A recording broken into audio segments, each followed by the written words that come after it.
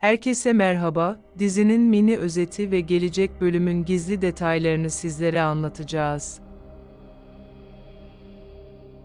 Konağın taş duvarları, aşkın sıcaklığıyla sarsılırken, bir gölge sinsice huzuru kemiriyor. Sabahın erken saatlerinde hastanenin steril koridorlarında, Eylül gözlerini açar. Orhun, yorgun ama kararlı, çok fazla ilaç almışsın, miden yıkandı, der.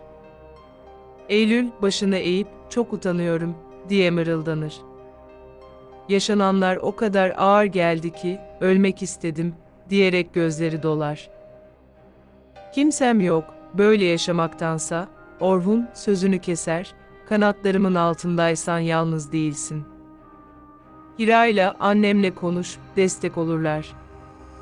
Eylül, onları da mı üzdüm, diye sorar, sesi titrek. Lütfen, kimse gelmesin, toparlanayım, diye yalvarır. Hira, hastane odasının dışında Afife ile konuşurken, Eylül neden böyle bir şey yaptı, anlamadım, der. Afife kaşlarını çatar, içinden geçirir. Ya masum, ya şeytan. Hira, bir şey mi dediniz, Afife hanım, diye sorar. Afife, kendi kendime söylendim, diyerek geçiştirir. Doktor, Eylül iyi, taburcu olabilir, deyince Afife, ilaç dozu biraz fazla olsa ne olurdu, diye sorar. Doktorun cevabı soğuk bir rüzgar gibi, biraz daha içseydi, kaybedebilirdik. Afife'nin aklına bir şüphe yerleşir, bunu planlamış olabilir mi? Orhun, Eylül'ün yatağının başında, doktoru duydun, iyileşeceksin, der. Eylül, artık iyi olamam, diye fısıldar. Yolumu kaybettim, uçurumdan düşeceğim gibi hissediyorum. Hira ve Afife odaya girer, Hira, bizi çok korkuttun, der, şefkatle. Afife sertçe, bir daha yapma, bu çözüm değil, diye uyarır. Konağa dönülür, Behiye, Eylül'ü misafir odasına götürür. Eylül, beni sen getirdin, kızmazlar değil mi, diye sorar, gözleri Orhun'u arar. Behiye, safça, Hira hanım bu odayı hazırlattı, der. Eylül, Orhun Bey mi istedi, diye umutlanır. Hira, Eylül'e bakayım, derken Orhun, vicdanına bir operasyon mu yapsak, diye takılır. Eylül, evde iş varken yatamam, dese de Hira, dinleneceksin, diyerek sözünü keser. Yalnız kalan Eylül, sinsi bir gülümsemeyle düşünür. Afife'nin şüpheleri eriyor, Orhun'u da avucuma alacağım. Akşam, Hira, Orhun'un kollarında, seninle tanışmadan yarım bir puzıldım, der.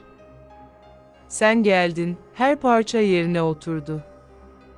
Orhun, kaderimiz bir, büyük bir aile olacağız, diyerek Hira'yı öper. Eylül'e yemek getiren Hira, tepsiyi dokunulmamış görünce, neden yemedin, diye sorar. Eylül, midem almıyor, diye mızmızlanır. Hira, konuşmak ister misin, der, yumuşakça. Eylül susar. Orhun odaya girer, yemek yiyeceksin, güçlü olmalısın, der. Bizi, özellikle Hira'yı üzüyorsun. Eylül, babam olsa böyle derdi, diyerek Orhun'u etkiler. Orhun, babanı gururlandır, hadi ye, der ve çıkar. Eylül, kendi kendine, bir gün seninle baş başa yemek yiyeceğiz, Orhun, diye mırıldanır. Gece, Eylül yeni bir tiyatro sahnesine başlar. Yüzünü suyla ıslatıp, bırak onu, diye bağırarak kabus görmüş gibi yapar. Orhun koşar, sakin ol, sadece rüya, der. Behiye su getirir, Eylül, midem bulanıyor, ilaç getir, diye yalvarır. Orhun, daha iyi misin, diye sorar.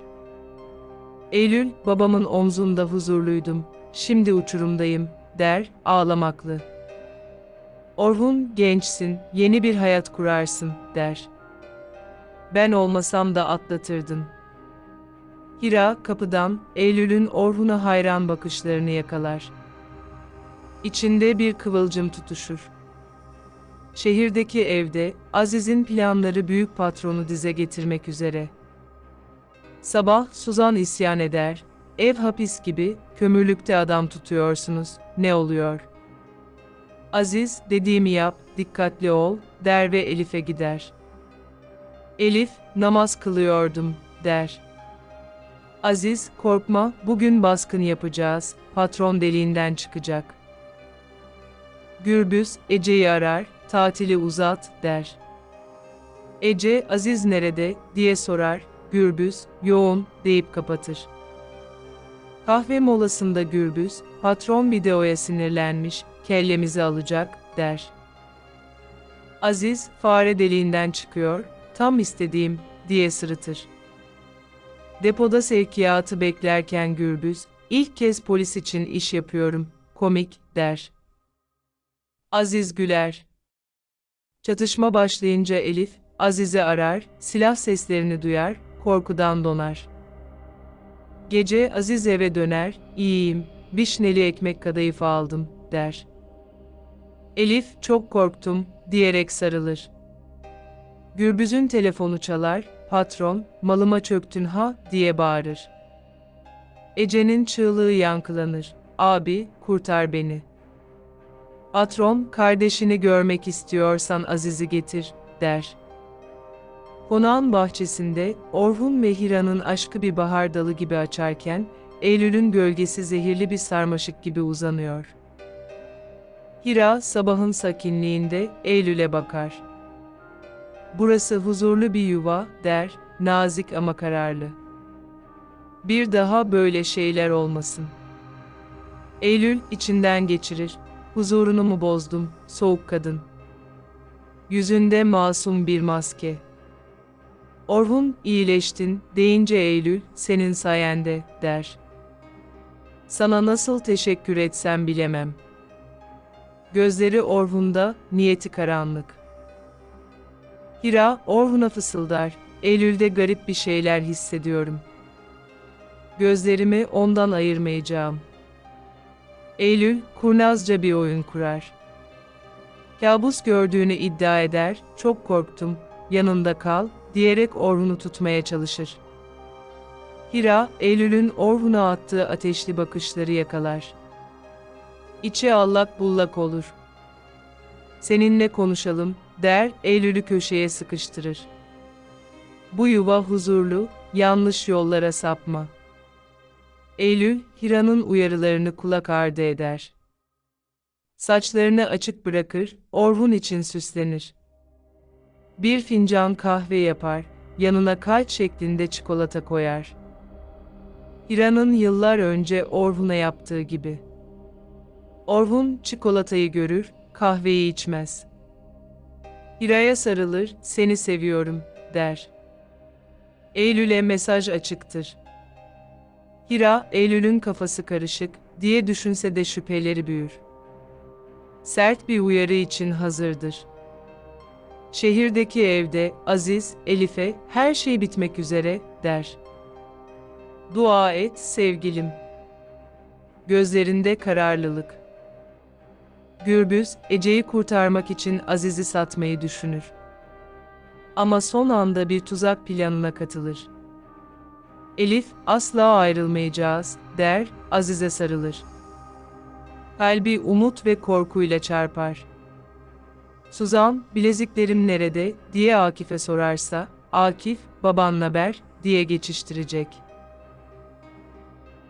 Ece, abi, ne olacak, derse, Aziz, seni kurtaracağım, diye söz verecek.